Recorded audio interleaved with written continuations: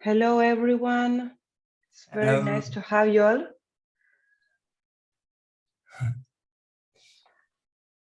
We're still admitting a few people that are joining the meeting. We will just start in a moment.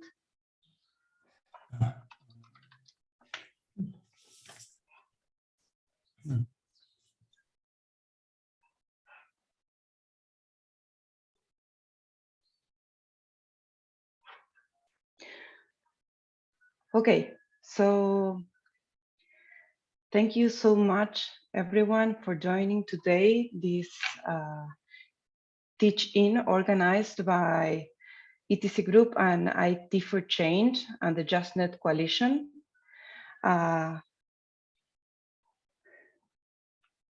This is a teaching that will focus on a critical approach on the digitalization of food systems. And it's also an event that is focused on promoting dialogues in the context of an initiative that ETC holds with IPES Food called the Long Food Project that focus on imagining the scenarios for global food systems in the next 20 years.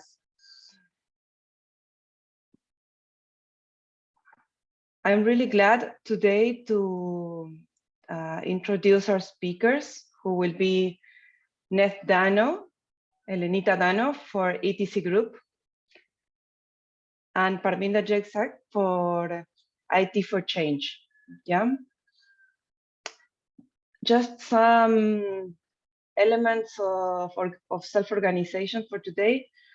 Since we organized this meeting in the format of a meeting, not as a webinar, so that we can interact more, I will ask everyone to please silence your microphones so that we don't have background noise when the presentations are done. And also for you to take in account that we also had the presentations translated into different languages. So we will post in the chat the PowerPoint presentation.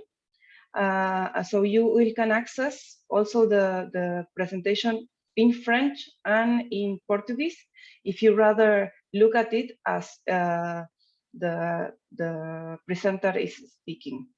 Yeah. So given that we are a couple of minutes late, I am very glad to introduce Neth Dano for our first presentation on the power and technology, the digital food chain.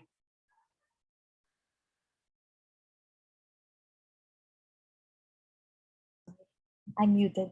Thank you. Thank you, Sole. I'm Neth Daniel from the Action Group in Erosion Technology and Concentration, ETC Group, based in Southern Philippines. I will be making this presentation as an ETC presentation. This is a presentation that we have collectively put together. I will ask my colleague, Nikki Miranda Martinez, to show the slides and the video at her end, because I don't have faith in my technology here at home. So to make sure that the videos and the video and the PowerPoint get shown, so Nikki will help me with the video. I'll actually start this presentation with a sort of a video, a very quick video of 1 minute with some quick scenes from across the digital food chain. So Nikki, can you please show the slide? Okay. So these are actually quick scenes from across the digital food chain, from automated robots in the field of pesticide spraying, drones to digital delivery bots. At the end of this presentation, I intend to come back to some of this hardware that you are seeing in this video and take you to a tour along the digital food chain from seeds to your tummies, to your stomach. But before that, I'm actually going to start my presentation with the definitions, like cracking the definitions, unpacking what do we mean by digitalization in food and agriculture. So after this short video. So all of these technologies exist. These are not sci-fi. They might not be seen in most farms in developing countries, but in some industrialized countries, they're already being used. Of course, the application in the consumer end is one that we are all familiar with, especially those in urban areas. So I start with my presentation with a teaching on digitalization in food and agriculture. So starting with the definition, we'll actually use a very mainstream definition, which you'd like to use tentatively for the purpose of this teach-in, just for us to have a common understanding of what we do, what we mean by digitalization or digitization of the agri-food systems. And this is a very mainstream, very flat, very boring definition, which says that that digitalization is the application of digital tools, strategies, and business models, I'd like to emphasize this, to food and agriculture, especially the agri-food value chain. We'll try to unpack this by looking at the key concepts that are introduced in this definition to be able to have a leveling off on what do we mean by digitalization in the agri-food systems. So we'll break it down. Next, please. Next slide, please. So we'll break down the digital tools. By the application of digital tools, we actually mean digital codes, the ones and O's, ones and zeros, digits of computer code. And so by digital tools, we mean technologies that use, generate, or process data encoded in a digital form. So this is what we mean by digital tools in this definition. Further down, we'll also try to unpack other more colloquially used terms. Next slide, please. Data. Data has been a buzzword in many spaces and increasingly in food and agriculture discussions. By data, it's a very important concept in the world of digitalization, as applied in food and agriculture in particular. And in fact, this dialogue, this teaching, we're calling this process the food data and justice dialogue, and the teaching is part of this. By data, it doesn't just mean information. No, by data, we mean a particular form of information, specifically computer readable information. So that's what we mean by data here. A thing becomes digital when it becomes computer readable. So a picture of a tree or a seed or even an artwork isn't data unless you take a digital photo of that thing, and that digital photo is made up of pixels that can be stored as a computer file. That is data in this context. And another term that is often used in this context is big data. We have to clarify this. It's often used colloquially to just mean large amounts of data, such as massive databases of genomic or weather information, and that is true, but only half true. More precisely, when we talk of big data, we are referring to the tools and techniques for processing such as large sets of data, often in unstructured form, to find useful patterns, signals, associations. So that's what big data is all about. So in the context of the farm, for example, an Excel file of a farmer's record of the sales or production in his farm is not big data per se, but can be considered a data lake of real-time information flowing in from sensors. And it flows in from sensors on hundreds of farms. That becomes a big data that requires big tools, big data tools to process it. So just to emphasize that. Next slide, please. Another oft repeated concept in the in the discussions of digitalization. In this context, food and agriculture is reference to automated decision making.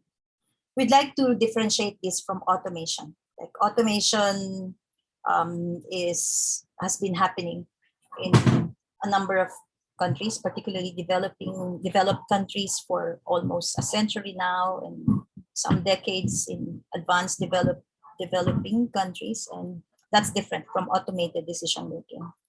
When we talk of digital tools and big data, we also often talk about artificial intelligence or automated decision making. That's what we mean here. And that's also referred to as machine learning or deep learning. And that's different from automation. While automation allows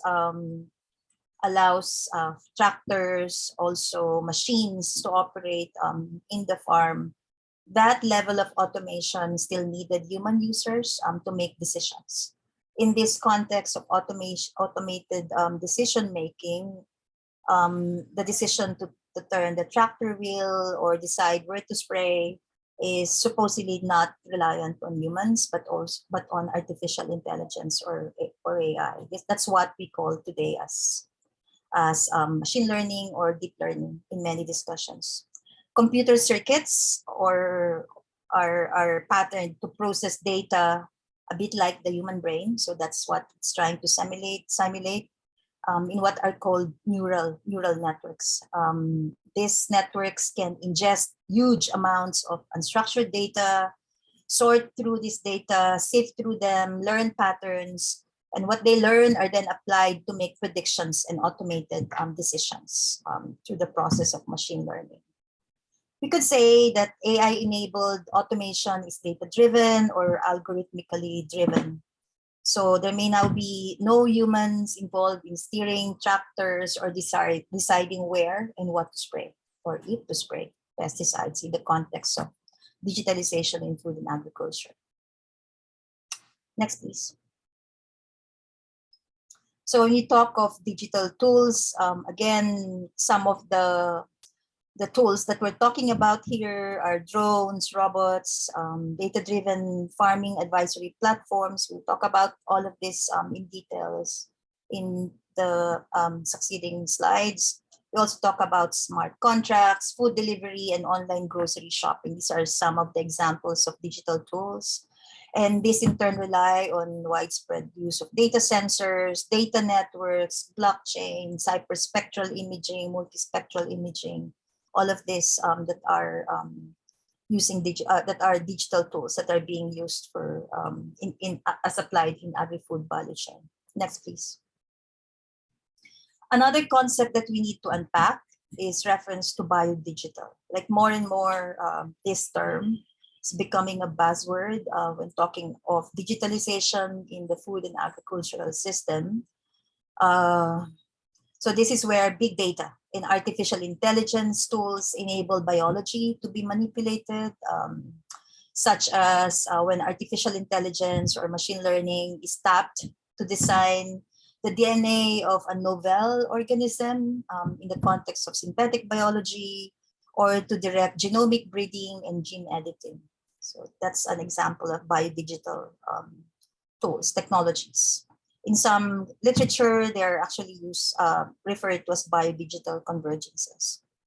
In many ways, you could say that the entire food system in the context of digitalization is becoming a biodigital food system, because the application of digital tools and algorithmic decision making is reshaping living biological systems from end to end, production end to consumption end. And this goes from digital design of DNA, such as in synthetic biology, to digital manipulation of farm landscapes, such as in digital agriculture and precision agriculture, to digital manipulation of the human diet and even the human brain, in some experiments in personal nutrition at the consumer end. These digital tools are actively surveilling and then remaking living systems at every scale. We'll go into that deeper later. Next slides, please. When we talk of the agri-food value system, we'll have to emphasize that this concept is promoted largely by agribusiness and also increasingly being claimed by governments that promote digitalization in food and agriculture. They claim that the commercial food system is a linear series of links by which the commercial value of food is increased until it reaches the consumers. The linear idea of food value chains moves from breeding and development to production to trading to processing, retailing, groceries, etc. At the end of this commercial food value chain are the world's consumers, who together spend about tens of trillions of dollars annually on food and agricultural products. Of course, this is not the way we at ETC interpret the situation in global food system. In our own research that we presented, the latest of that series we presented in 2017 as part of our Who Will Control, Who Will Feed Us,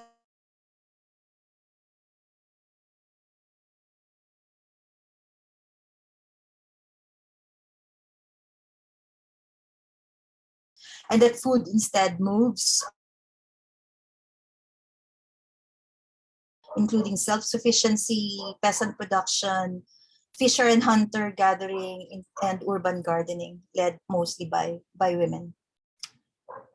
I'm sorry, someone said that my audio is cutting off. Maybe I'll stop my video just to preserve the energy. Okay. Nonetheless, just to continue, this linear model of commercial food value chain is the one that agribusiness is using for its strategies. They're seeking to digitize every link in order to extract more commercial value from end to end. Pardon the noise in the background. This is the time of the day when neighbors are walking their dogs. Sorry. Next, please. Next slide, please. So just to illustrate the digital strategies and business models in the value chain, here's an overview. Here's an overview of how the food chain becomes transformed into a digital food chain as you apply these tools end to end. And in a few minutes, we will also go over slides to take a walk along this digital agri-food chain. Next, please. Next slide, please. But first, I want to emphasize that very important concept that's integrated in the definition that I showed you at the beginning of my presentation, strategies and business models. Just to emphasize that what is happening at every link of the chain is not simply application of digital tools, but also application of digital strategies and business models that connect with these tools. So these tools have a bigger and further strategies and business models that underpin them. In some ways, that is the heart of the change that is now going on in our food systems. The arrival of these new and very different business models and strategies actually are shaping the food systems in many ways. Next, please.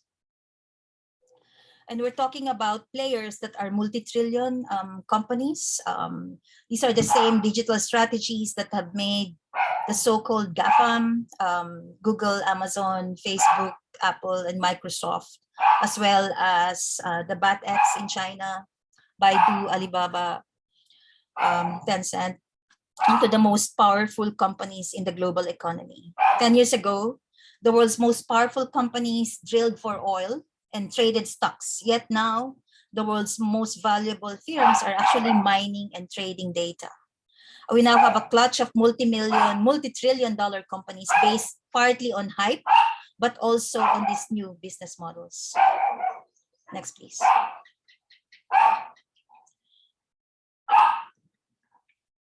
As a result of these new business models that are now being applied in the food chain, we're actually seeing two new powerful trends.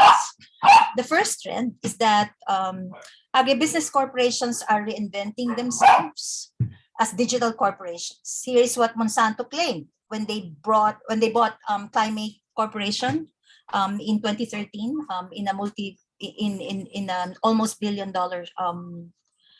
deal. Monsanto, as early as 2013, when it was still alive, when it was still Monsanto, the chief technology officer even said then that they actually envisioned their company as being an information technology company later. And the same tune is also being sung by the top honchos at John Deere, like they want to transform their company from a machinery company into smart technology company. And we also heard this from Syngenta, when they said that before they were selling pesticides, seeds, and fertilizers, now they're a farm services company, that they're selling service and technology now beyond pesticides, seeds, and fertilizers. Next slide, please. Next slide. And the next key trend is that we are now seeing major data giants entering food and agriculture in a big way, in a huge way, sometimes right through the chain. We will expound on this in an upcoming publication that's coming out in a few weeks. Next, please. Amazon, for example, is not only moving to dominate groceries at the consumer end of the chain, they're also now a food manufacturer and a major force in logistics and handling of food. What's less obvious is that Amazon's cloud services, AWS, Amazon or Web Services, is almost contributing 2/3 of the company's profit, being one of the main platforms hosting and processing the world's farm and genomic data. And this is not really being discussed openly. Next slide, please. In the case of Microsoft, the same trend holds true, where Microsoft is actually cashing in on Azure cloud services, which has agreements with Bayer and many other agribusinesses to host their technical advisory services in their clouds. Next, please. Microsoft is also particularly targeting smallholder farms, collaborating with a consultative group on international agricultural research, CGIAR. Yes, they're still alive. And with the Bill and Melinda Gates Foundation, which actually aims not to move 50% of smallholder farmers in the global south onto digital platforms in the coming years. Google, Alibaba, and other cloud data giants are also becoming more important in handling food and farming data. Next slide, please. So there's a lot of talk now about data as the new oil. Some says that it's the new soil. And there's also a lot of things that we need to follow in terms of surveillance capitalism, as we can see that in food and agriculture sector, and of course the trends on digital twins, control loops, and nudges. We'll go through this later, but Parminder will talk more about the wider digital business models that these firms are bringing into the food systems.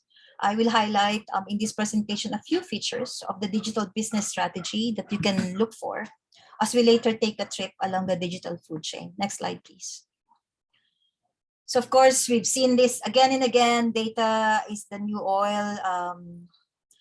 In most discussion, this is becoming louder and louder, and some would even say, well, it's actually the new soil, but it's the same framing. The analogy, of course, is just partly useful. The idea that data as the new oil or new soil can be conceived of in at least two ways. First is that digital information in large quantities is now an incredibly valuable commodity in its own right, like oil or fossil fuel.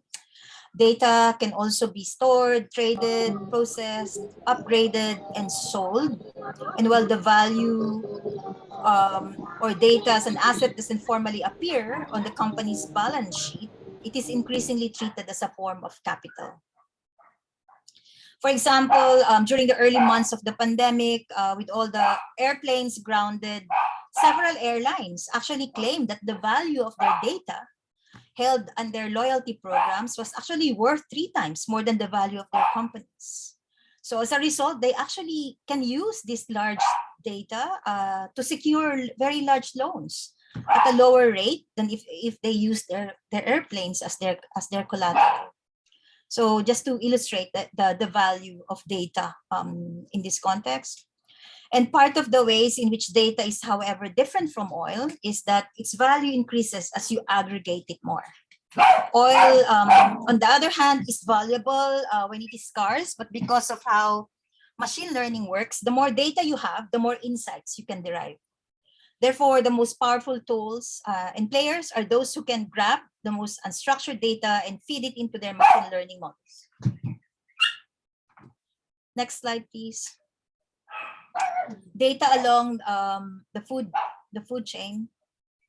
This is one reason why the food chain is so attractive as a target to big data firms. It is producing data continuously, end to end, and link to link. And much of the data is big data of the very largest kind, such as weather data, prices, ecosystem data, genomic data in every link. If big data is the new oil, then to data giants, the agri-food system looks something like Saudi Arabia or the entire Middle East. Sorry for that example. Secondly, though, data is like oil in the way that it can be flexibly processed and upgraded in value, just as crude oil can be cracked into many different valuable products like plastics, gasoline, chemicals, fertilizers. So data from one place can be flexibly applied to different markets using artificial intelligence. For example, weather data can be used simultaneously to find insights in not only agriculture, energy, and insurance. It can also help inform hedge funds to create strategies on land investments, etc. So data can be extracted from the agri-food chain, can also be processed and used through AI and resold in other sectors of the economy. That's how valuable data is. It's not even very specific to agriculture, but may have other use in other sectors as well. Next, please. Next slide, please. Surveillance capitalism is another thing that we need to very closely look at. What follows from the value of data in itself is the model of surveillance capitalism. So this is related to the data, the big data value. Surveillance capitalism was actually coined by a Harvard professor to describe the business model of digital giants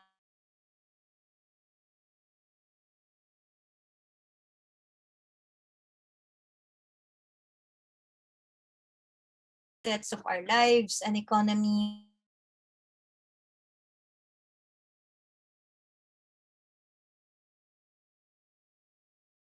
Facebook, and they were in fact being data mined.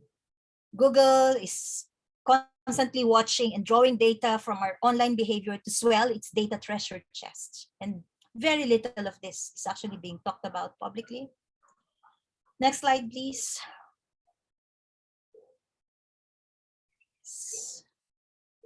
Previous slide. Sorry, Nikki. I got confused. So big data makes us not only traceable, but also tractable. And that is, the more data you have on someone or something, then artificial intelligence can design strategies to target, nudge, and manipulate that person or thing, whether it's you browsing the internet, or a farm or a farmer providing data to buyer, or a consumer shopping for groceries online or even in-store. A big data and big agribusiness want to dateline and manipulate all of these subjects. Next, please. On digital twins, this is also one concept that we should be very, very conscious about. One of the ways in which digital manipulation occurs is actually using something called a digital twin. They sometimes refer to it as the digital voodoo dolls, which is a strategy that digital firms adopt to create even more precise models of their users. People in the software world also use this, as I mentioned, you refer to it as digital voodoo dolls, after the idea of the Caribbean folk magic, making a model of a person that you can control. A company like Amazon or Google will maintain a unique digital model of each of their hundreds of millions of users out of their likes and dislikes, which you have created by feeding information on Google or Facebook. And as they learn more about them, they will experiment with that model to predict how to get better engagement. No? So they said that inside Google server, these are actually coming from former Google employees. They can simulate more and more possibilities about how you are picking, how long you would stay, what would you choose, and this lets them evolve the most effective manipulation strategies to meet their goals.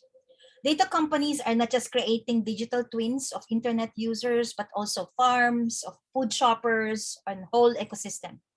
And then applying real-time data insights to see how best to manipulate those models in order to effectively manipulate the real thing, to get closer to the outcome that they want.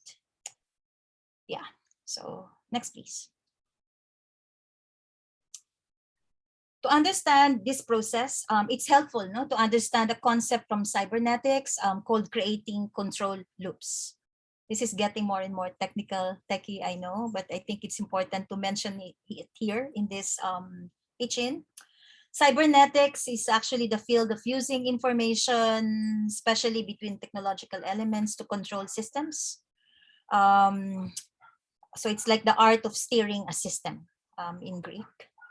The proponents of digitalization for the food system often talk about digital farm or digital food system as a cyber physical system, where physical elements such as production machinery is increasingly steered by cyber systems. A cybernetic control loop is a self-correcting loop by which a system trains itself towards a particular outcome. It does this by sensing, processing the data, making automatic decision-making, correcting course, and then returning back to sensing to continue correcting. It's really a continuous loop to control. So an example of this is like a self-guided missile or maybe drone. As it flies through the air, it collects data to sense its location through the use of GPS, and an onboard computer then calculates how much it deviates from its target, and then automate in the wings, and then readjust and corrects the trajectory, like in the case of missiles. So the drones are actually more and more using this as well, this loop that repeats continuously until it closes in and hits the target. So in the same way, agribusiness and big data firms can set targets, use the data streaming of the food chain to make automatic decisions that will drive automated parts of the food chain and hereby adjust and nudge the trajectory of elements of the food chain to better hit the target. Next slide, please. Going from very techy to more concrete, is an example of the climate field view by Bayer. These are actually online services that take lots of data from farms, process all this data using artificial intelligence, and then issue farm-specific prescriptions or advice to the farmer. Bayer's climate field view as digital farming platform that pretty much gives away to farmers to subscribe to them. Like they provide previews, and climate field view by itself ingest about 87.5 billion data points from 180 million acres from 23 countries, and at the heart of its digital twin system, our Bayer builds a digital model of every farm and field. Then the AI tests out scenarios before issuing prescription. Bayer claims that there are 40 key decisions made by an arable farmer across a growing cycle that they can model and make prescriptions. The farmer is then aggressively pushed to take up this artificial intelligence prescription. So this is how the climate field view operates, like building on what I have shared earlier on cyber control loops. Next, please. And the next slide, please. And there are also, of course, lock-ins. The previous one, Nikki, involved in this. One way that the farmer is pushed into following prescription is that they're offered discounts on Bayer's products by using Clearview. Or more significantly, they're enrolled into an outcome-based pricing scheme in which farmers sign up to a multi-year agreement that they will faithfully follow the prescription from FieldView. In return, they will be either guaranteed a price at the market or guaranteed carbon credits for sequestering carbon in their soil. In effect, they become directed by and subservient to the algorithm. Ultimately, these systems will directly control automated parts of the farm, such as through drones and self-driving equipment without involving the farmer. That's the end game, in return for a promised outcome by Bayer. In this way, Bayer is securing multi-year legally binding promises from farmers to do exactly as Bayer tells them. An unprecedented detailed level of corporate control over farmers, far more significantly than seed contracts, for example. Those of us who have been working on seeds all know that Bayer and the other seed giants have been using seed contracts from hybrid to genetically modified organisms, and now they're using this multi-year legally binding promises, commitments from farmers to do exactly what Bayer tells them. If you think that this is too far away from Africa and Asia, from which many of you come from, you're wrong. Bayer has already deployed this in South Africa and also in Australia, in the Pacific, and of course, I'm trying it out in countries like India and Pakistan. Next, please. And of course, any discussion on digitalization in food and agriculture would not be complete without discussing nudges and hyper nudges. Like, we may not be aware of this, but the manipulation involved in making choices and what are the options available to us in digitalization involve this nudges and hyper nudges. In some places, as with these outcome-based legal agreements with farmers that I mentioned about in the Bayer Clearview example, we are therefore seeing digital tools used to directly control behavior. No? In other places, data enables a more subtle manipulation, namely nudging. Nudging is a policy term that refers to a change in the choice architecture, what choices are available and what choices you'll make, that alters people's behavior in a very predictable way, often without realizing that their behavior has already been altered. Such as in supermarkets, where actually fresh fruits are put at the entrance, and that shoppers can see them, and then by filling up with fresh items first. So that's an example of nudging. But transform that into a digital system, there's an idea of hyper nudge, where companies use specific data about an individual to design tailored strategy to invisibly trigger or manipulate behaviors based on the model of you in the digital twin. So they may know that one farmer is motivated by price offers and another farmer by a drive to compete with their neighbors, and they will tailor messages to each one. Online food and grocery can draw on rich social media data about individual preferences, desires, moods, occasions, even things like their current hormonal state and their emotions, no? And can use this to design nudges to successfully drive and manipulate consumer behavior. These hyper nudges are particularly powerful in the case of online food delivery, as we know this, or probably will reflect on that, which is a whole new category of the food chain, but entirely built on digital models. A company may have a very fine-grained data abilities and can both push a particular food at them and then satisfy their craving within half an hour. This leads to a strong dopamine release.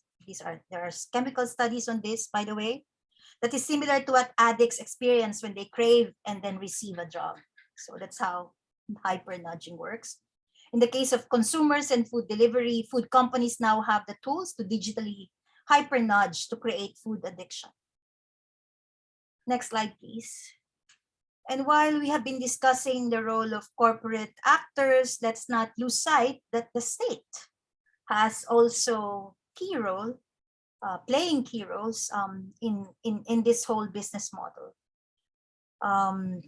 almost every major OECD government, for example, or regional blocs such as ASEAN or the EU, are aggressively pushing digitalization of the food systems as an economic priority, usually part of the innovation agenda. They have been successfully lobbied by agribusiness and big tech to see digital technologies as a key to increasing food production, food safety, food security, choice, etc. At the local and national level, states are not only offering funds and policy support to ag tech and digital startups, which is so true across Southeast Asia, for example, they're also financing the creation of the data backbone that is essential for a digitized food system, rolling out rural 5G networks or tax credits for satellite internet. Let's also remind ourselves that the Digital Silk Road, which is the subliminal program under the Belt and Road Initiative, has this as the primary goal to roll out 5G across its partner countries. This is often presented as helping rural communities to get online and bridge the digital divide, quote unquote, but it's as much about opening the countryside to be colonized by tech giants. We see a particularly advanced form of this in China, where rural digitalization has led to creation of Taobao villages, whose entire economy is selling stuff on online marketplaces associated with land consolidation and digitalization. Alibaba has played a huge role in this push, which is transforming rural economies in China and also increasingly in other parts of Asia, Southeast Asia in particular. But we also see large international policy push, such as the FAO's proposed International Digital Council for Food and Agriculture or the CGIAR's Digital Agriculture Platform. There's also a key initiative launched last year at the Climate COP, which is the Aim4C, the Agricultural Innovation for Mission for Climate, which is a collaboration between the USA and the United Arab Emirates with a host of countries and hundreds of institutions intended to drive billions of dollars of investment towards agricultural technologies, agricultural digitalization in particular, under the guise of addressing climate change. Next, please. Next slide. And we are hearing more and more how climate change is being used as a justification to push for more digitalization in food and agriculture and framing superpowers as in corporate interest, as critical in the fight against climate change. So you have Bayer at the forefront. A common thread among all their narrative is that full agri-food digitalization push end-to-end is going to use the climate narratives, that digital ag will allow farmers to sequester more carbon in their soil, that biodigital design will create climate smart seeds, quote unquote, and breeds, that digitalization will shorten supply chains and design plant-based, supposedly low carbon plants and food. So as all these claims that you've been hearing. Next, please. Next slide, please. Of course, when we talk of data, we talk of energy. So I think it's the next slide, Nick. I jump on that. What is this climate savior narrative overlooks, of course, is that significant energy and resources are involved in creating and maintaining a digital system. Like all these digital tools and digital technologies don't fall from the sky and for free, not for free, for sure. In its rawest form, data itself is energy.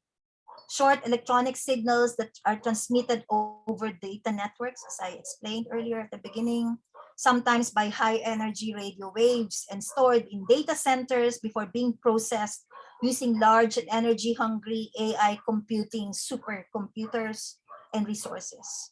We could go into quite some detail about why digitalizing agri-food system is highly energy and resource intensive, that in fact data should be considered as a high energy and resource intensive input in agriculture. No, but there are two statistics that we'd like to share here to indicate the scale of the issue, the energy intensiveness of digitalization. Next slide, please. Next slide, sorry. In 2025, the electricity use, it has been estimated that data use will actually consume about 1/5 of the global electricity use. And that calculation was in 2017. This was actually from 2017, and there was actually much more leaps since then, and that was before data got supersized through the pandemic. And agricultural and food data may be a particularly big part of that. And also, next slide, in order to collect real-time data on corn crops from the US alone, it will use up about the same amount of energy as the country like Senegal. And that's just for corn, and just corn, and doesn't include other crops, and doesn't include processing data or storing it, but just to collect data, real-time data on corn crops in the US. And that's assuming that you are not using energy wasteful techniques such as machine learning or blockchain, which even use up much more energy. So with all this in mind, I want to finish this.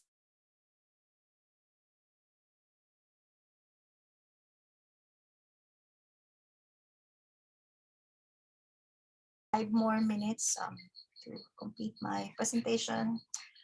Next slide, please. Going over the digital agri-food value chain, on what digital food chain looks like. We can begin at the first step in the commercial food chain, in breeding. Next slide, please. Which for agribusiness increasingly means genetic engineering, genetic strain selection, synthetic biology, and gene editing. Breeding is now increasingly guided by artificial intelligence algorithms and carried out robotically at a large scale in laboratories that are increasingly becoming more factories in their production of this data on genes. Next, please. Sorry. Cymergen, for example, a company that uses algorithms says that it could actually change microbes, genetic material using these machines that it has developed, using DNA snippets into specimens using digital tools. Because DNA itself is a code, it is well suited to code. It's well suited to letting AI systems ingest and process large amounts of genomic information, and then try to predict genetic codes that will confer certain commercial traits, such as climate resistance or bigger muscles on livestock. A commercial synthetic biology lab today barely has any people in it.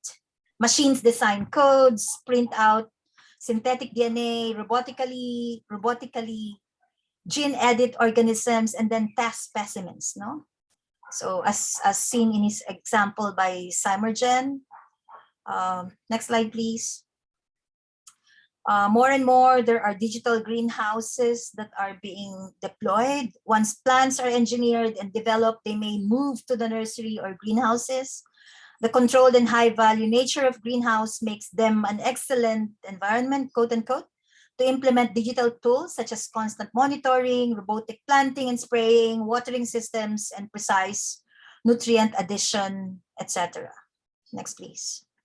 And you can see this in vertical farms across Europe that are being featured in some mainstream media, mostly with startups behind them. These same digital tools in greenhouses are now moving into creation of other large-scale controlled indoor growing environments, such as vertical farms, as I mentioned, where high-value greens, berries, fruits are tended under hydroponic conditions in shelves of warehouse spaces, not farms. Digital mechanization can remove labor costs from what is already a costly way of growing food and theoretically improve the efficiency of growing to shorten growing cycles. By placing these vertical farms in or close to cities, the digitally raised food will be sold as locally or sustainably produced vegetables to urban consumers. Just for us to take note of this. Next slide, please.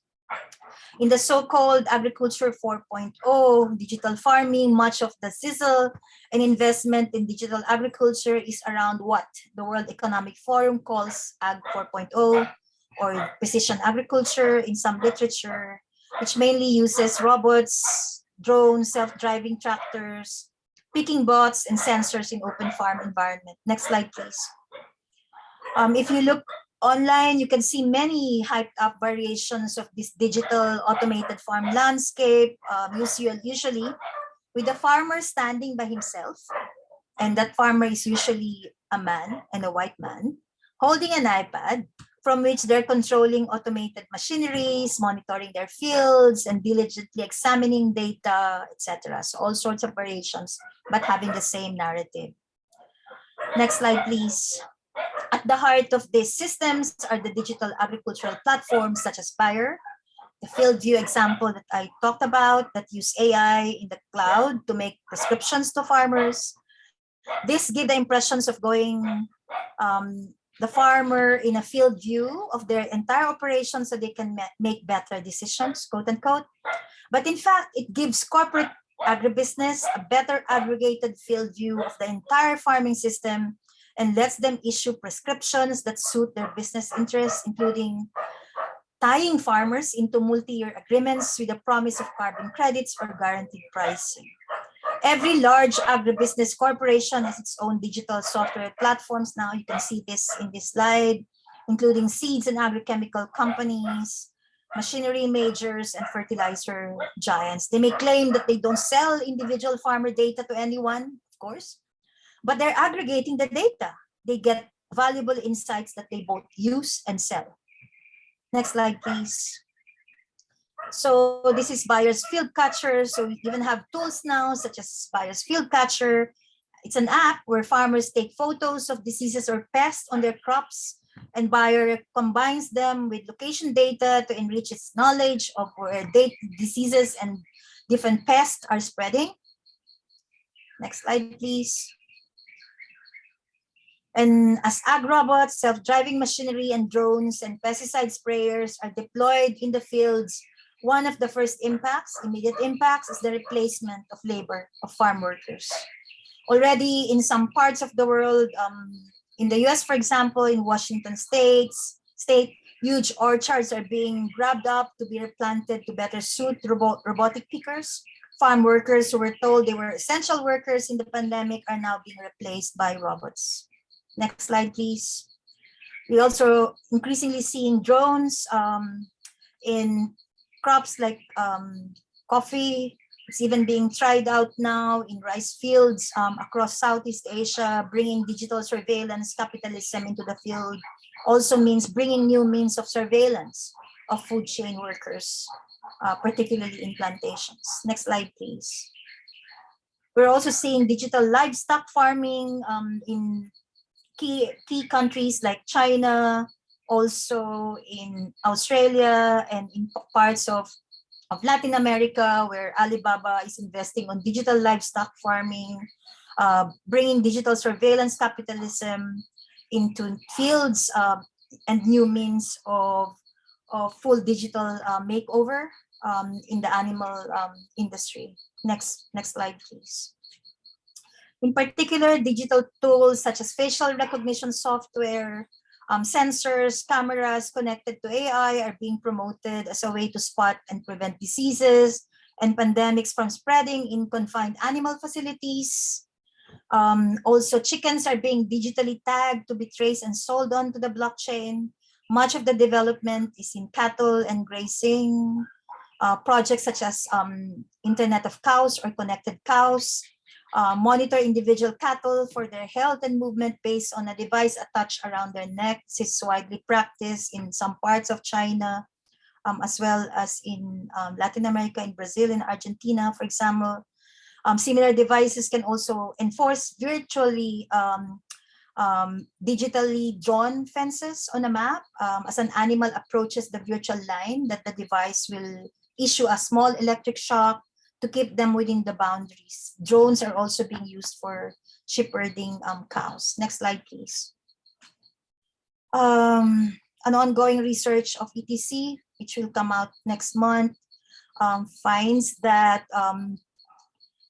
food commodity companies like Cargill, COFCO, ADM are among the most powerful players in the global food chain that are already transforming their link in the chain to a digital activity. Next slide, please. Besides automating the carrying, unloading, and handling of grain with robots and sensors, trading also takes immense amount of paperwork, and that's already being digitized. Grain traders have invested heavily in blockchain infrastructures. Blockchain is an online ledger which is copied simultaneously across thousands or hundreds of thousands of computers. Shipments are recorded as blocks and then can be tracked and traded from end to end. And this is largely being used now by commodity firms. Most importantly, automatic contracts known as smart contracts can be used to make legal agreements between buyers and sellers without involving human intermediaries, and then instruct machinery to execute those trades. And increasingly, there are also pilots that are being tried out to apply blockchains in smaller scale trading of organic products, sometimes involving NGOs and farmers organization under some project of FAO in Southeast Asia, for example. Next, please. Just to mention Covantis, Covantis is the blockchain being used by all the large trading companies. They established this as a common blockchain, as a sort of a collaboration that could be seen as an anti-competitive practice towards common price discovery and price fixing. And this has strategic implication on anti-competitive practices, which are not actually updated, not even upgraded to make them adapted to what's happening now in application of blockchain in trading, which actually redefines what is price fixing and collusion. It brings food right into the heart of the so-called Web3, this setup, which is current scam-ridden investment bubble built around blockchains, cryptocurrencies, and the so-called decentralized finance. Contrary to claims that is inviolable, there's a lot of scams that are being unearthed recently around blockchain. Next, please. Other projects that are here in these trace harvest slides propose to tie all of the industrial food chain together in a blockchain. And they call this the Trace Harvest Network that was co-launched by Bayer using Amazon's cloud services and aims to be able to trace food from seed to stomach on the blockchain.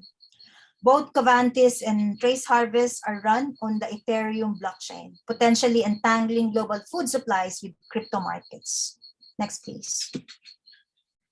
Food processing has long used automation and synthetic chemistry and is now adding digital and biodigital tools. Next, please. Food preparation robots can learn from and then replace factory workers.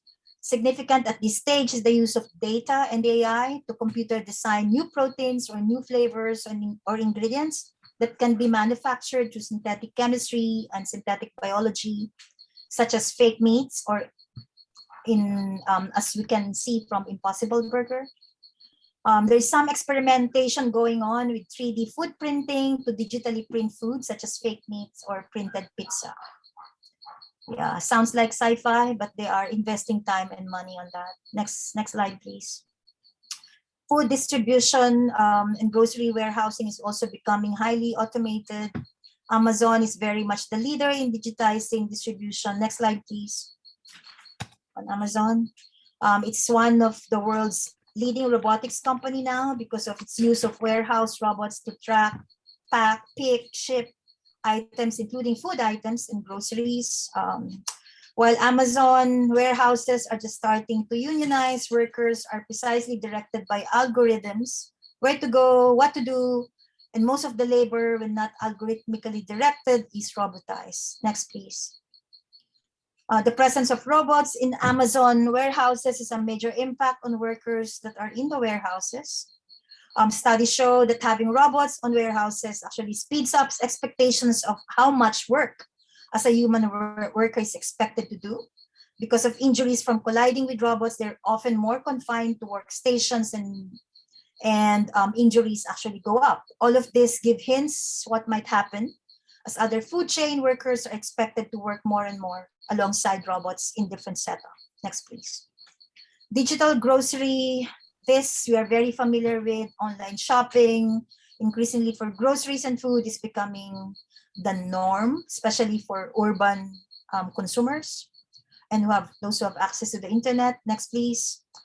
The world's largest online grocers are Amazon and Alibaba, tech platforms, followed closely by Walmart, and their online sales soared throughout the pandemic. For comparison, in mid-2021, Alibaba's annual online grocery sales was $20.6 billion, while Amazon's was estimated at $14.5 billion in online grocery sales, while Walmart is at $10.1 billion. However, if you look at Walmart's brick and mortar stores based grocery sales, it's still 10 times what Alibaba earns from its online groceries. However, this distinction between online and brick and mortar in-store shopping is slowly disappearing. Online grocers such as Amazon have bought real-world grocery chains such as Whole Food, as we know, and also established digital shops like Amazon Fresh, where smart shopping carts instantly track and charge for the groceries you put into them. And it's predicted by 2030, biggest names in grocery, online and offline, will be Amazon, Alibaba, and Walmart. Next slide, please. Digital tech has also created an entirely new link in the industrial food chain that was supercharged by the pandemic, the digital delivery food. Like Amazon workers in Amazon warehouses are already algorithmically controlled by artificial intelligence while experience almost no formal labor protection. Next, please. Well, the plan is to progressively replace human delivery with delivery bots and drones, some of which are already operating in colleges or campuses in some developed countries. The huge amount of capital flowing into last mile digital delivery reflects the windfall that financial opportunity has made available to nudge and manipulate consumers to make consumers addicted to certain food by creating and then satiating their desires within minutes at the click of a buy button. Next, please. Which brings us to the last link that is being digitized, the consumers themselves, us. The immense wealth of the current digital giants is built on exploring the attention and exploiting that attention and desires of internet users through social media, search, and other software, and creating addiction to digital world that are very similar to drug addiction. Remember dopamine I mentioned earlier? Next, please. All the data giants have learned about their users to build billions of individual data twin models to nudge and manipulate online behavior that can now be applied to nudging, hyper-nudging, manipulating their diet preferences, food desires, and triggering emotions around food. One of the most notorious use of digital twins, which I should mention, is the manipulation of individual behavior by Cambridge Analytica, for example, that scandal, where an artificial intelligence-driven big data firm micro-targeted millions of voters whom they had built psychometric models in order to shift their voting behavior. Like reflect how that could be applied in food. Next slide, please.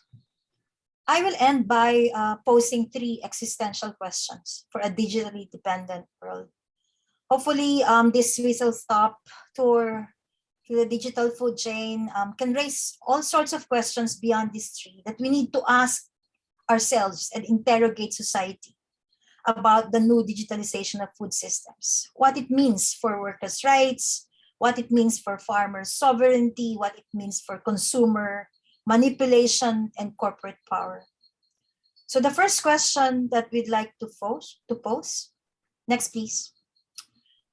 As all of this relies on digital networks, constant internet, and ongoing data connection, we have seen major parts of the internet fall over.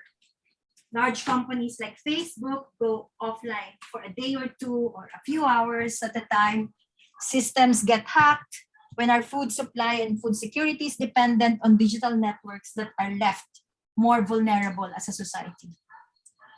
What if it gets hacked or the internet goes down and our food system is attached to that? Next existential question. Next slide. What if it goes unexplainably wrong? The use of artificial intelligence right through the food chain creates a very particular risk. We don't fully understand how AI or machine learning system makes their decision, and they may make wrong decisions, perhaps spectacularly wrong decisions. These are images from the first AI-driven car to kill a human bystander when it did not recognize that the person is a bicyclist, as being a bicyclist. Uber, who was then testing the car, claimed that they had no responsibility because the algorithm, not Uber, made the decision. The crash AI-driven car is a tragic thing. A crash of an AI-driven food system could be a tragedy. Next, please. Last one. Ultimately, the bigger question is, how do this vision of a digital food system match up to our values about what food system should look like? Are they consistent with our values, with the values of food sovereignty, values of climate justice, and of digital justice? This is why we need a dialogue, a real engaged civil society-wide dialogue that will engage on strategic discussion on food, data, and justice. So I end my presentation there, 50 minutes. Thank you. Thank you, Neth, so much for that thorough presentation.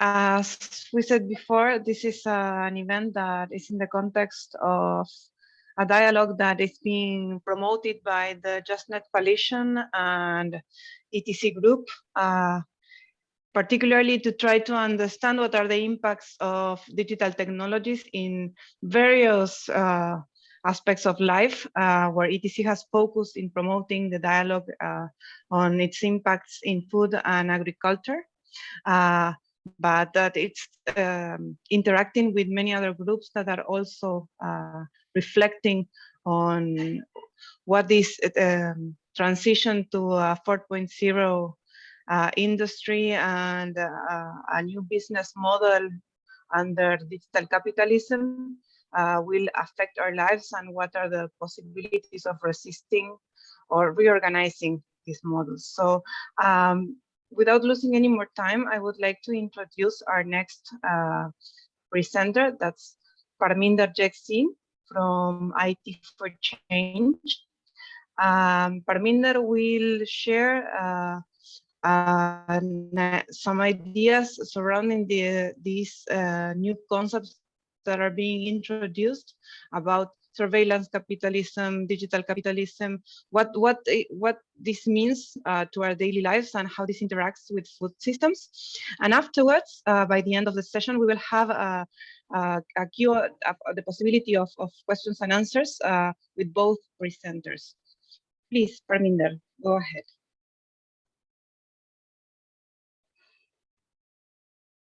You're muted. I'm sorry. Soledad, can you allow me to share screen? It seems I am disabled. And if I am not able to do it, I'm going to paste the open link here, which I've already done, but I'll do it again. Host disabled. I'm still disabled.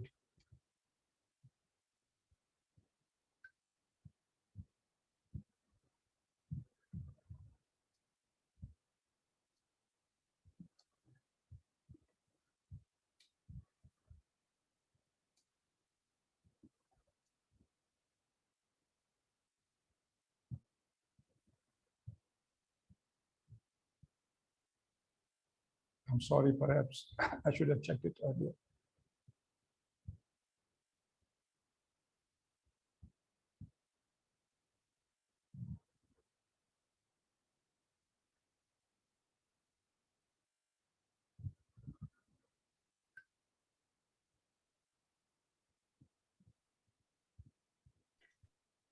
Has it worked, Parminder? Yes, it has come now.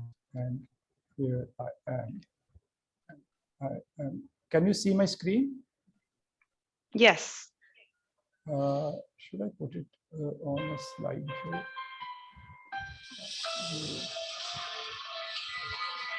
here? Can you see it? Hello? Yes. Okay. Hello. Hello, everybody. I now kind of carry on from where Nath left. Sorry.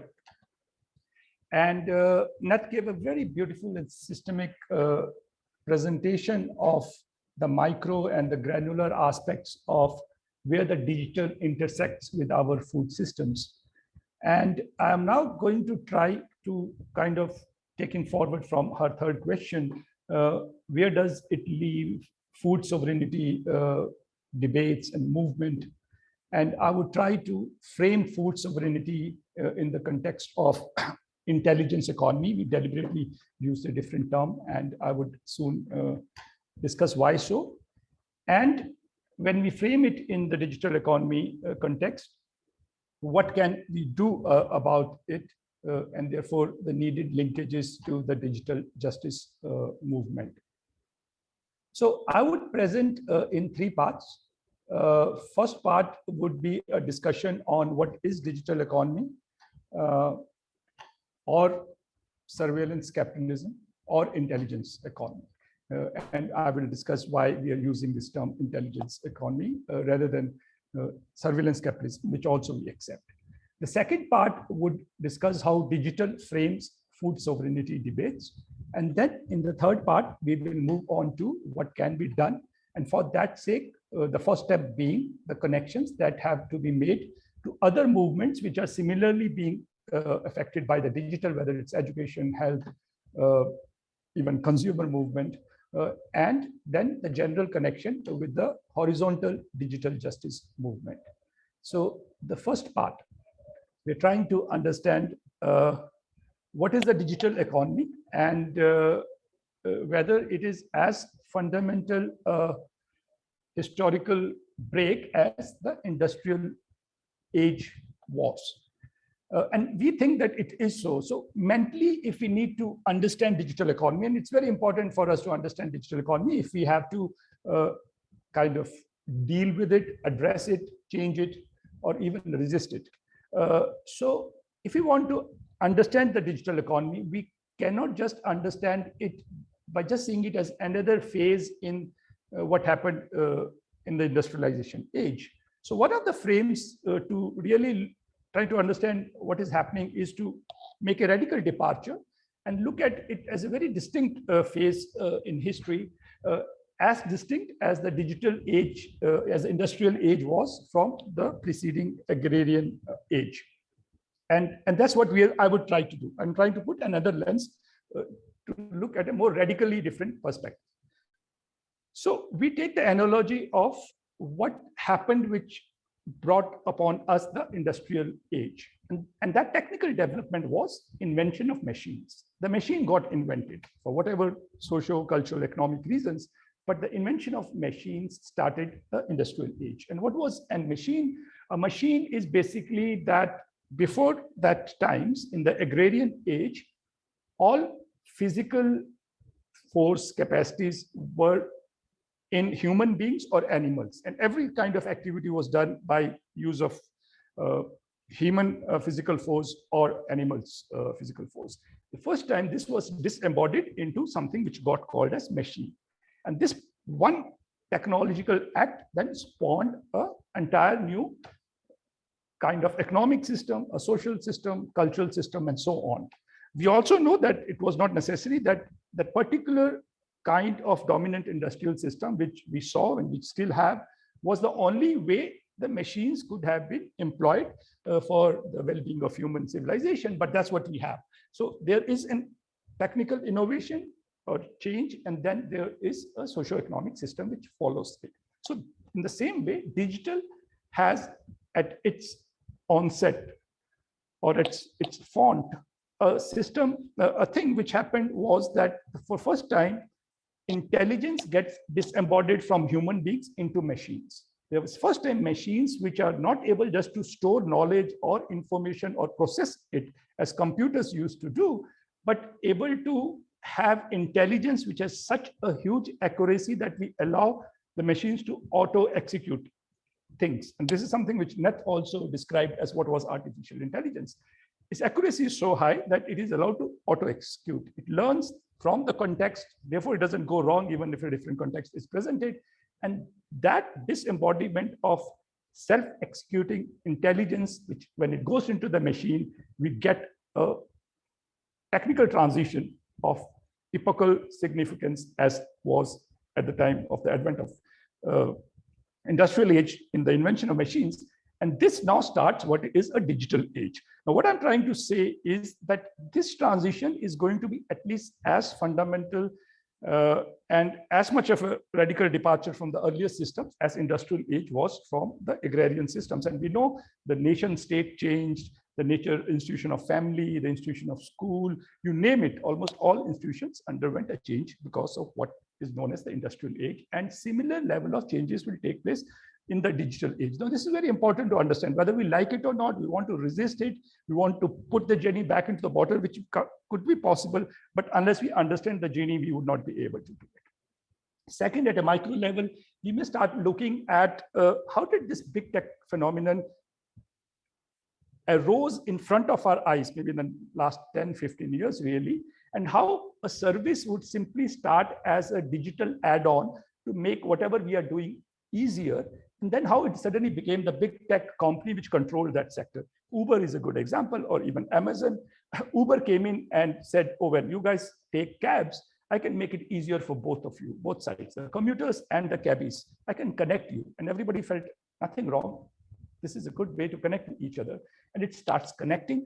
And once it starts connecting, it quickly goes to the dominant network. And everybody thought, well, you have to be on the network to connect to the cab or otherwise to the commuter. And that it becomes the dominant network. But that's still not what we call as digital.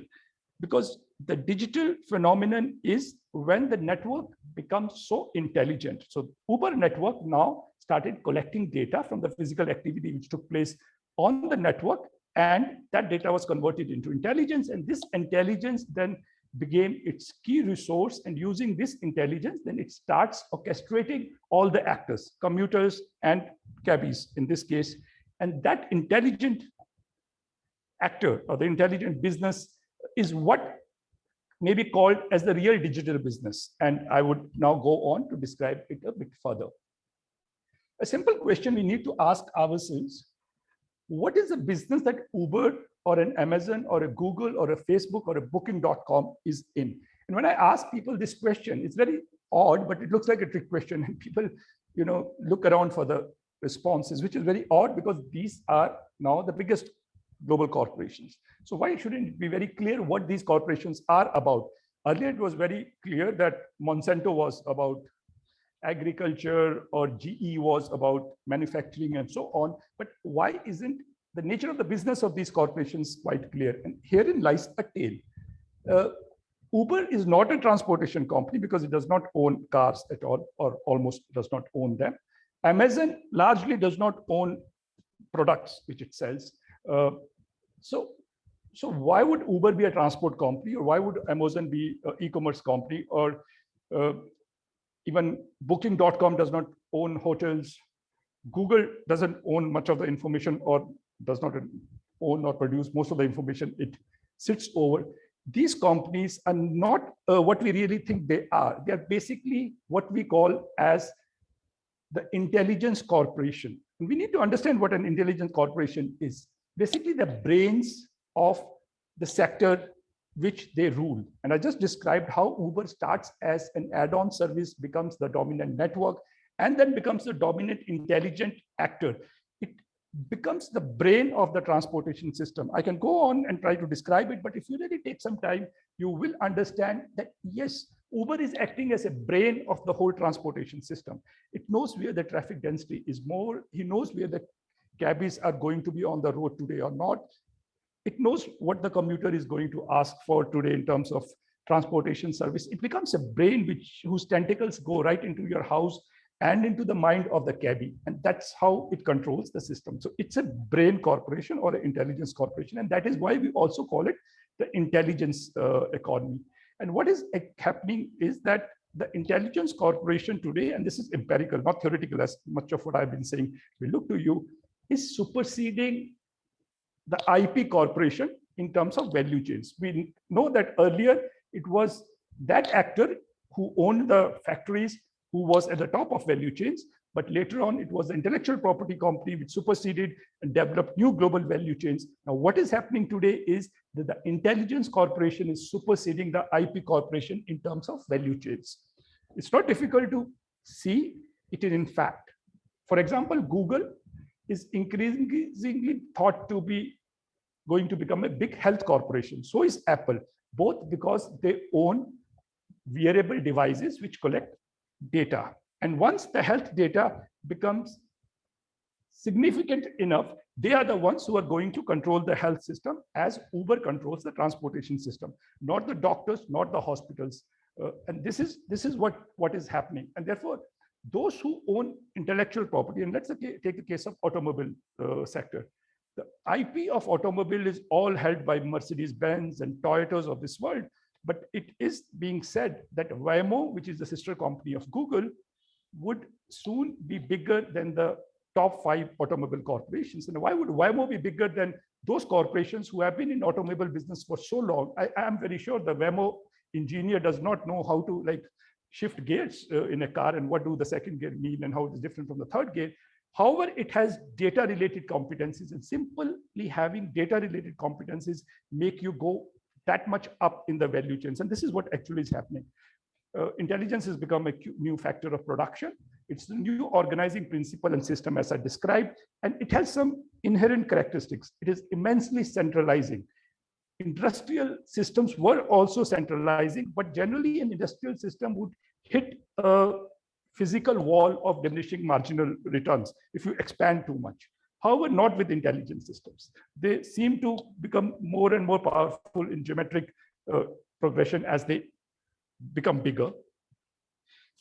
Intelligence organizing reaches further into nooks and corners where the industrial corporation would not.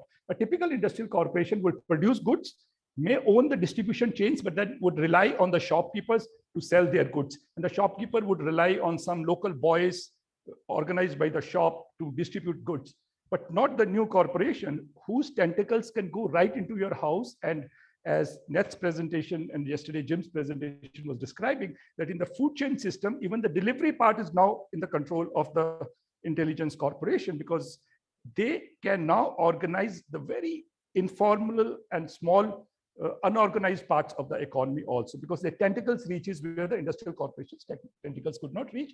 And intelligence works across sectors. And that is why Google is at the same time becoming a health company and an automobile company, and God knows what all.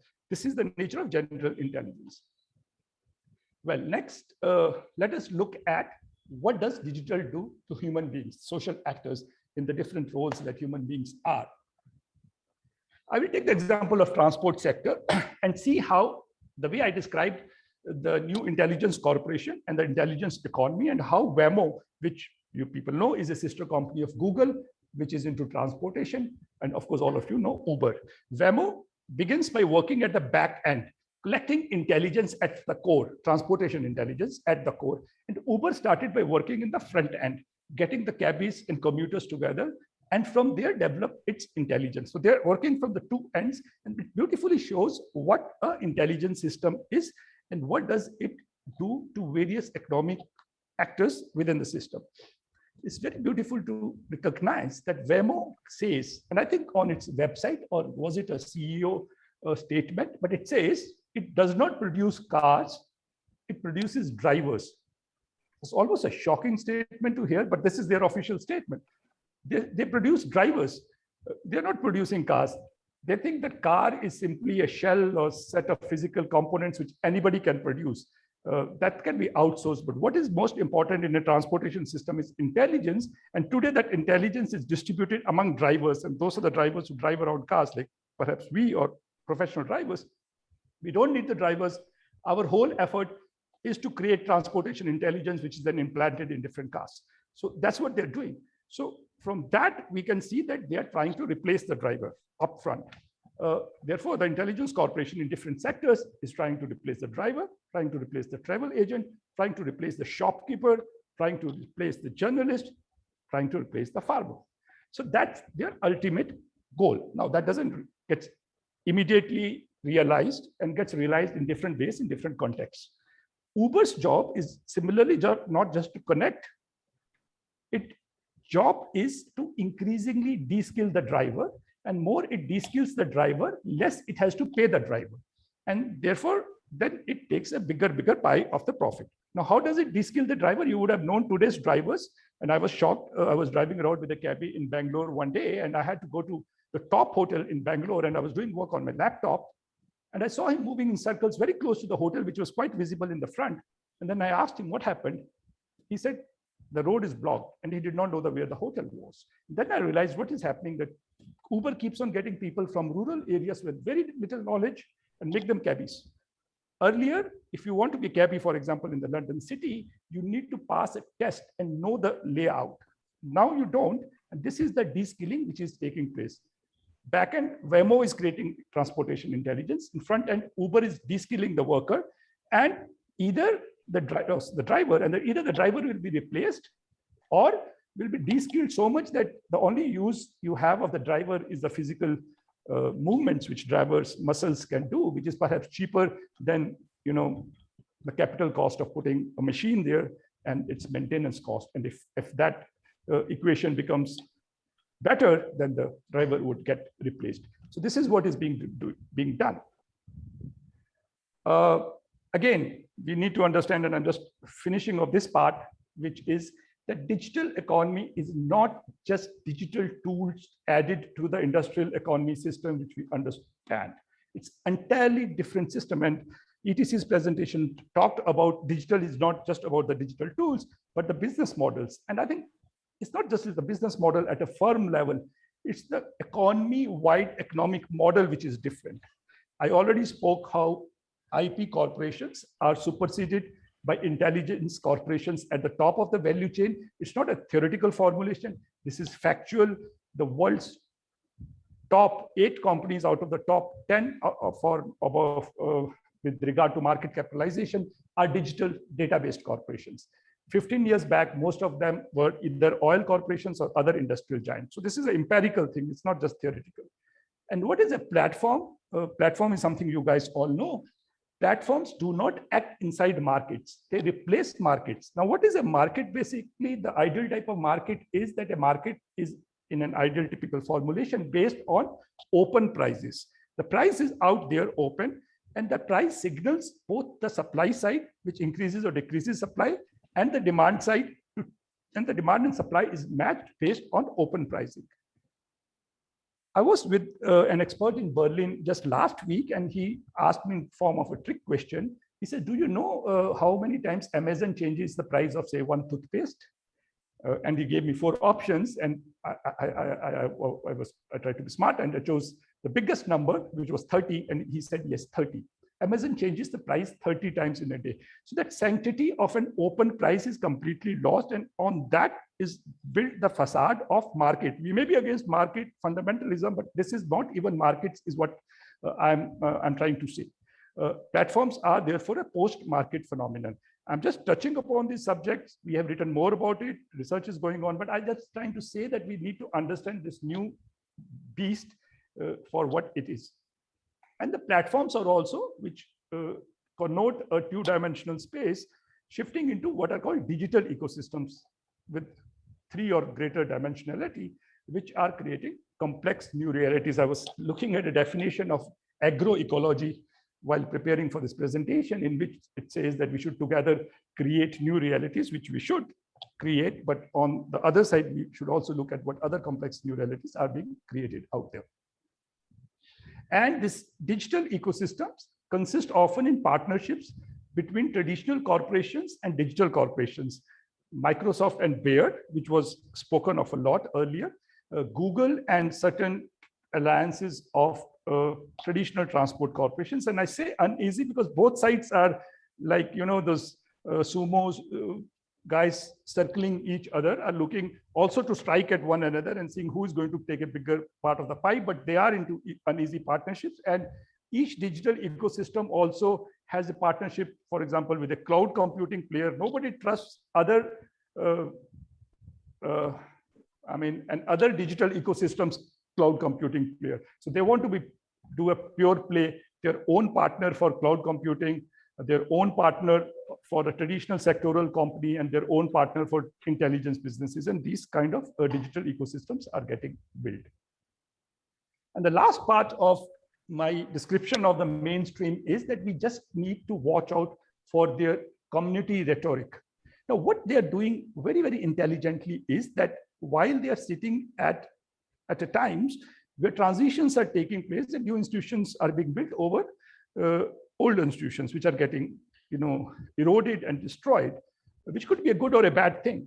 But what these actors do is that they co-opt popular dissatisfaction with existing institutions, and they take many civil society actors and public interest actors on their side, because most of us, of course, are dissatisfied with existing institutions, and they show them rosy pictures as they destroy existing institutions. And we have to be very, very careful about siding with them in this kind of a thing, because most and many of these institutions which are being destroyed are hard-earned democratic institutions and other kind of protections for the vulnerable and so on. Not all of them, some needs to be destroyed, but we have to be very careful. And we have to be careful of the rhetoric these actors use of being against the state, of decentralization and community. If I have time, I will talk about Web3 rhetoric of community, which is very, very dangerous, the crypto things.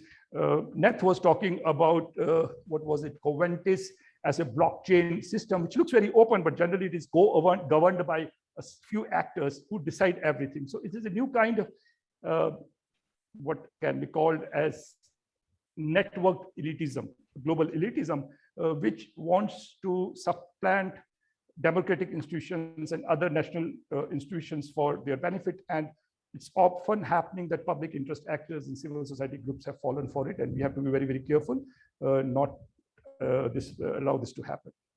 Now, the part two is about part three are going to be shorter than the part one. Part two is about how food sovereignty debate is now framed in what I described as the digital. Now, there are certain fundamentals about what is digital, which is very difficult to change if they ever can. There's no digital without big data.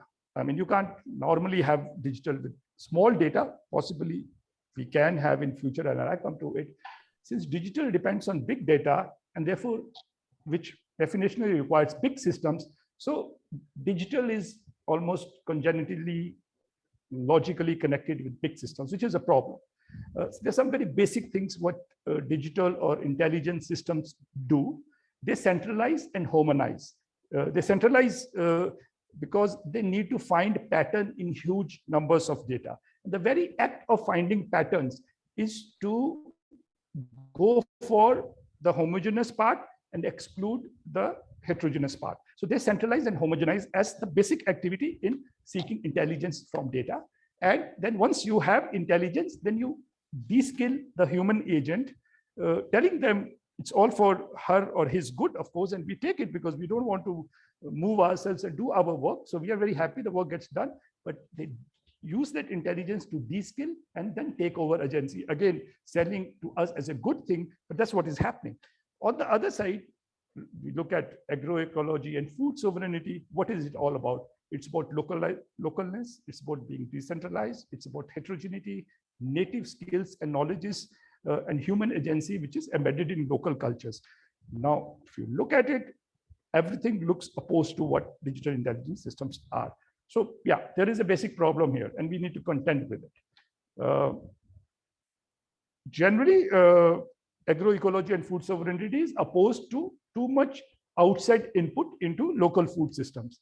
In this case, the input is not physical, but intelligence, which could be a good thing or a bad thing. It could be a good thing because it's not some chemical which is going to spoil anything, like it's just knowledge, but it could be a bad thing because it can homogenize and have other kind of dependencies, which could be a problem. So this is trying to understand where is food sovereignty placed in the context of a digital economy. So how do we respond to it? There could be first response that, well, as I described, some of the fundamentals of digital economy and intelligence economy are such which are opposed to some basic tenets of agroecology and food sovereignty. So our response is, okay, leave us in peace and go. We want nothing to do with you, which is very fine. But things don't leave you in peace and go away. The problem is we have to still contend with two phenomena. One is the armies, and second is the market. They often come at us together, which is called digital colonization. We have known earlier phases of colonization where armies and market come together and disrupt, dominate, and exploit. That's happening also digitally. And both these actors, armies and the market actors, are fundamentally changing by digitalization, and in this change, they are becoming much more powerful and intrusive than before. I don't even have to start talking about the new powers of an authoritarian state, which is able to get its tentacles into your houses, if not into your minds, but also at a geopolitical level, it's very likely that two AI powers, US and China, would be as exploitative as earlier colonial powers were, if not more. And I can speak about this, but I really think that exploitation by intelligence dependency is going to be much more than what it used to be in the period of industrial dependency. And the coercive power of either the state or these geopolitical actors enter into our surroundings through the digital tentacles and is very, very strong, not just in the terms of nudges and how they control our mind, but also in form of kinetic power, which they can command because they control the intelligence of the system, even the pure coercive force in terms of kinetic power, which they can command is huge. So that's the problem. And on the side of the market also, I know food sovereignty actors have fought great wars about WTO should be kept out of agriculture, and therefore we should not be discussing market access in terms of agriculture because of the sanctity of food systems and so on. You'd find it very interesting that the new global trade, should I call it philosophy or doctrine, doctrine is a better word, of Biden administration, which shows up in the Indo-Pacific framework for economic prosperity. Indo-Pacific economic framework for prosperity, or one of the two, which has been brought up in the last few months, has started to talk about that we no longer want to negotiate market access. And that is made to look like a good thing. But when you really read between the lines, all the accent is on digital trade.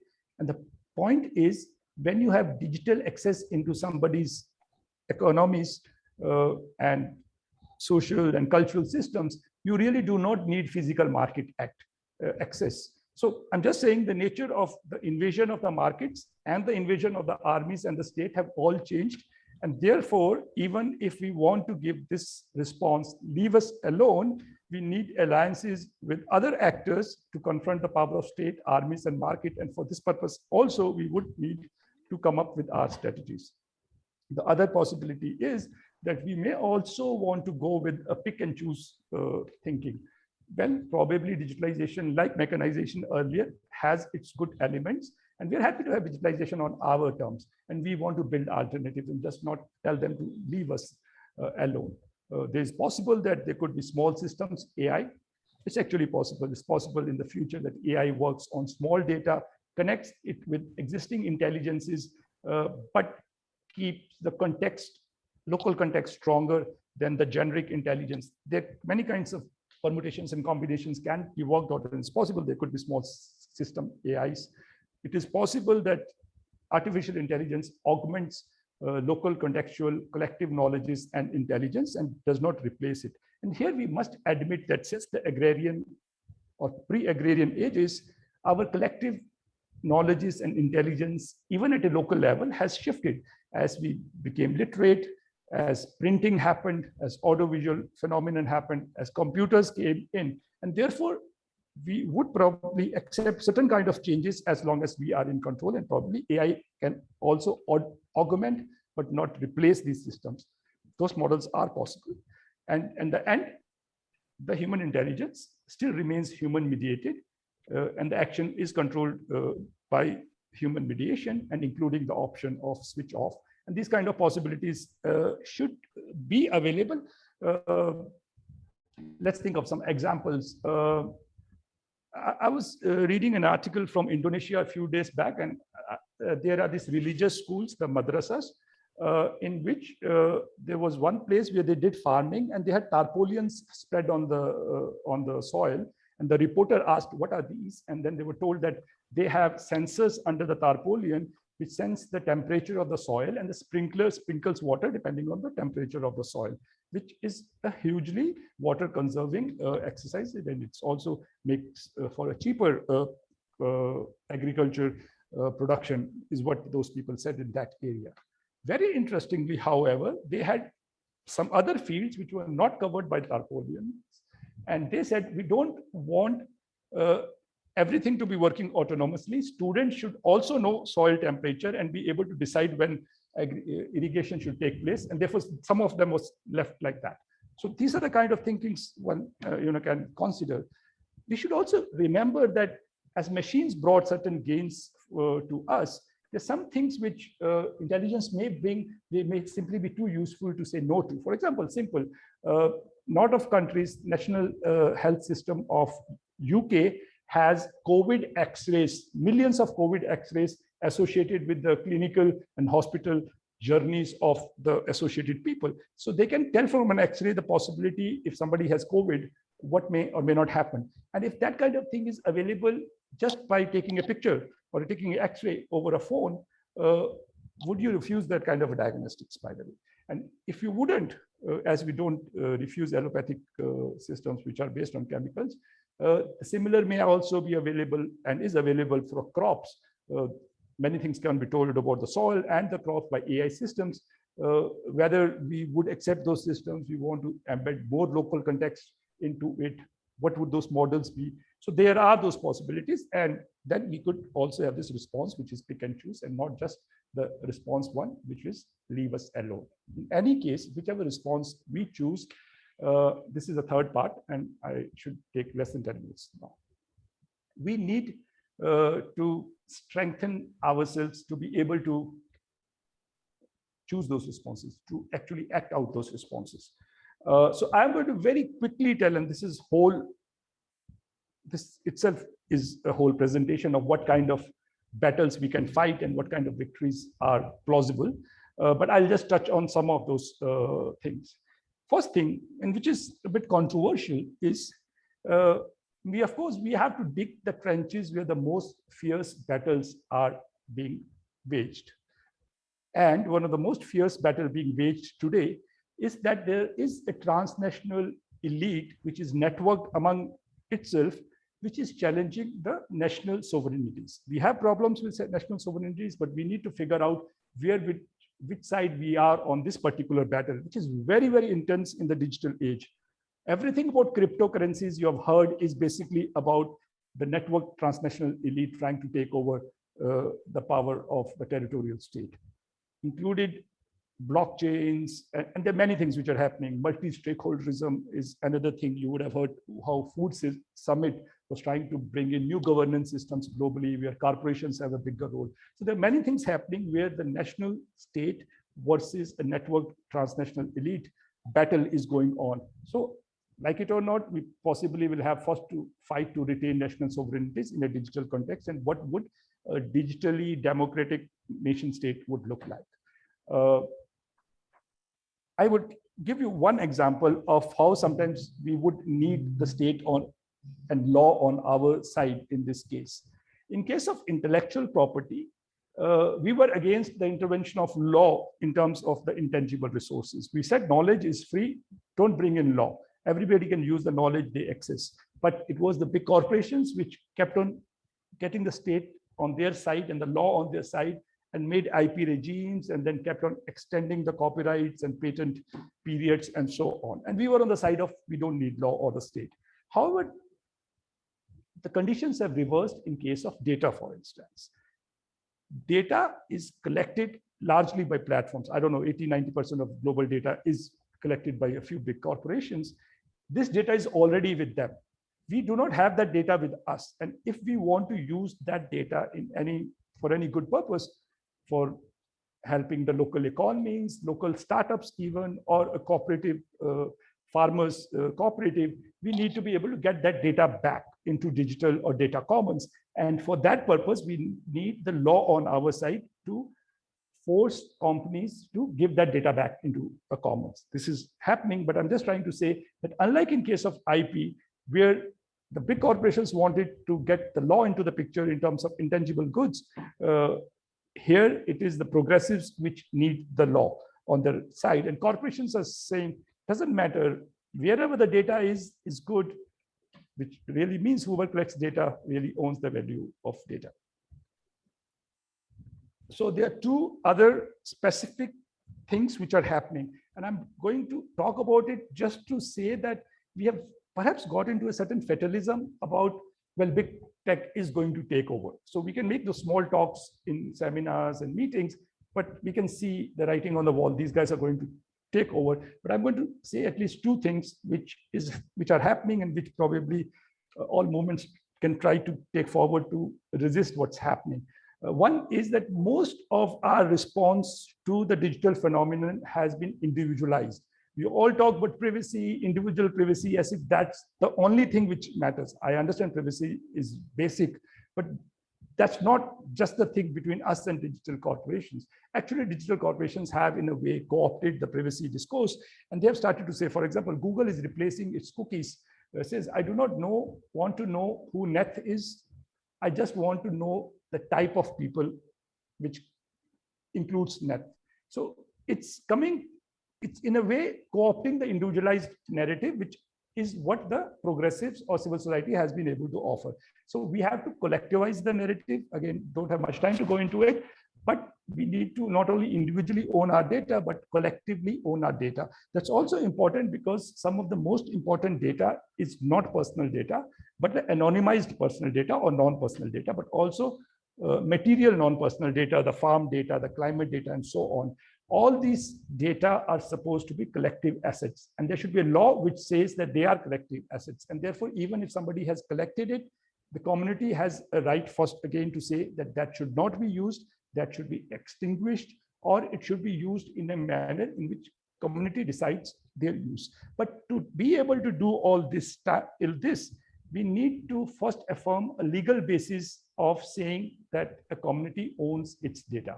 In India, we have something called a community data approach, which is a part of Government of India's committee of experts who have also drafted a report and also a draft legislation to have a community data-based possibilities of taking data back from big tech for many collective purposes and create data commons. And which kind of data commons, therefore, can be used by farmers and other data collectives at local level for a more local contextual AI, the kind of things I was talking about. But those models remain in thin air till you create this strong legal basis for it. So one of the fronts on which we should be fighting right now and very strongly is towards collective ownership of our data, which is also called the community data approach. Second is, and I'm just going to take 2 more minutes, is breaking the big tech. And again, IT for Change has worked on it. There could be possibly a post-platform digital form. Now, what a platform is, what does a platform do? And I described how it takes shape. It monopolizes not only the data of a sector, but also the means of collection of data, which is a network on which the physical actors operate, and therefore it collects the data. So the means of data mining belongs to the actor, and the data belongs to the actor, and the consumer-facing relationships belong to the actor. And all these are together on something which forms the platform. So we have written a paper where functionally 4 parts of what a platform does can actually be separated.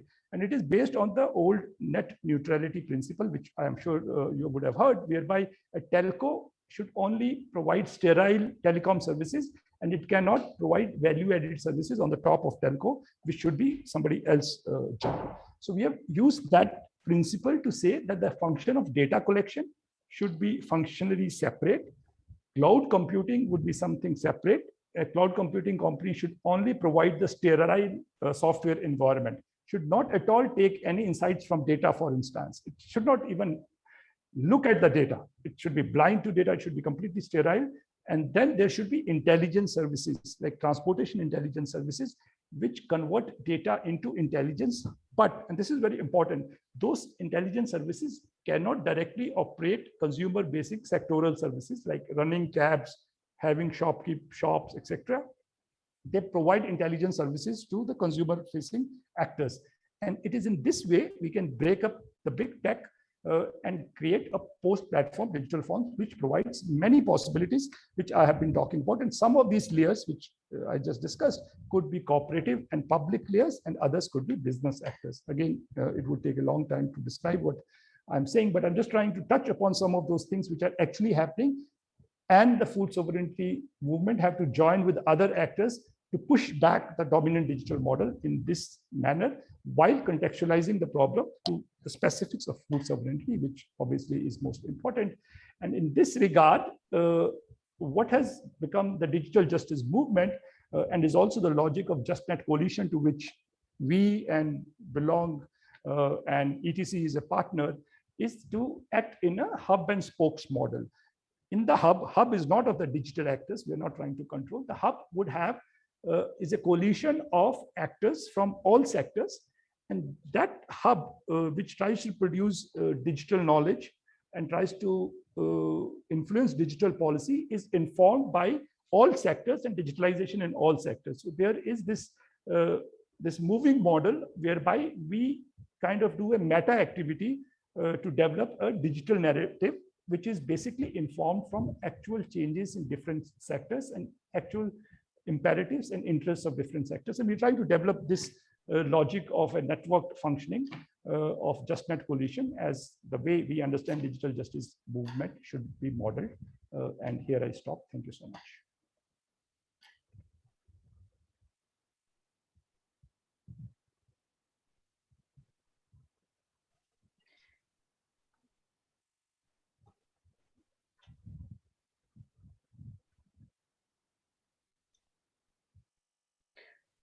Thank you so much, Parminder, for that extremely interesting presentation.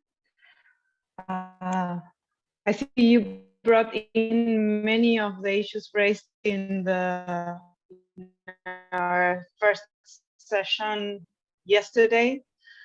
And it's great that we're getting issues that as movements and digital justice movements need to wrap up to understand the sort of challenge we're facing. Since we are on the hour, I would just ask, and since there are no direct questions except one that asks Parminder what were the resources about the Indian approach to data ownership can be found. Maybe you can reply that on the chat. I would just ask if Ned has any additional comments to synthesize the discussion. And also I would like to announce for all the participants that all the resources and the recordings of these sessions will be available, and we will send them through the emails that you introduced for registering for the seminar, so that you should worry that all the resources will be available. Nat, would you like the floor for a minute? Yes, Sole, thank you so much. Definitely there is a full load of information that are worth sharing and also processing in our heads. And definitely this opens up for the urgency to have, more regional or more focused discussions or little teach-ins that would allow us to look into the issues that were presented by Parminder, also by me, in the context of where we are, the regions, for example, like Parminder has referred to, like the community data regime, no, in India, and I'm sure there are a lot more in the region that we can look at in terms of looking at opportunities on how to engage, like whether we engage to be out of it, whether we want to engage to fight it, or whether we want to engage as in trying to reform it. We need to understand, the opportunities that exist. Like, I think putting our heads together in looking at the challenges is one, but really putting our heads together on how to address the challenges by looking at opportunities, not just in policies, but also in our capacities as civil society and social movements, is very important in the next steps towards more granular teach-ins that allow us to look at these issues within the regional or sub-regional context. There's actually a much more, like listening just to Parminder and reflecting on the things that I have shared, like looking at some of the gaps, like how does the skilling translate in food and agriculture, for example? And how do you look at like the so-called democratizing language that are being used by tech platforms and their promoters to attract attention and interest by saying that this platforms allows the smallest, the most forgotten to be able to participate in the market and reach out more. Like, how do you address that? And how do you address the reality, as Parminder mentioned, that there are actually quite divisive elements in the whole discourse that sway some civil society and even social movements to try to experiment with proponents on how this technology, this digitalization as a whole, could be useful for those in the margins, without looking at the fundamentals, without looking at the issues that you need to confront when you get into that. So I think this discussion should be looked at as a sort of a kickoff of a series of interrogations that we need to look into and together in further understanding the implications of digitalization, not just in food and agriculture, but in our lives as civil society, and also protecting our gains over the decades, as alluded to by Parminder, which are actually threatened to be impacted or degraded even by some aspects of this discourse. So just want to end my talk there. Thanks. Thank you so much, Ned, and thanks everyone for being here. This has been an amazing opportunity to kick off a really important discussion in the context of what we are calling the food data and justice dialogues. This is actually really a kickoff event that we expect can be just the initiation of further capacity building events and discussions, regionally based and self-organized by allied movements and organizations. So we would invite everyone here to keep in contact with us, reply to the email that I will send with the resources, expressing any interest on self-organizing for further activities. And yeah, well, the idea is that this is a key year for food sovereignty movements to discuss and find out what are our strategic steps to face these new scenarios that are being presented to us due to the deployment of digital technologies. So thank you so much, everyone, for being here for such a long session, and hopefully we'll keep in touch. Thank you so much also for the interpreters and our presenters for an amazing session.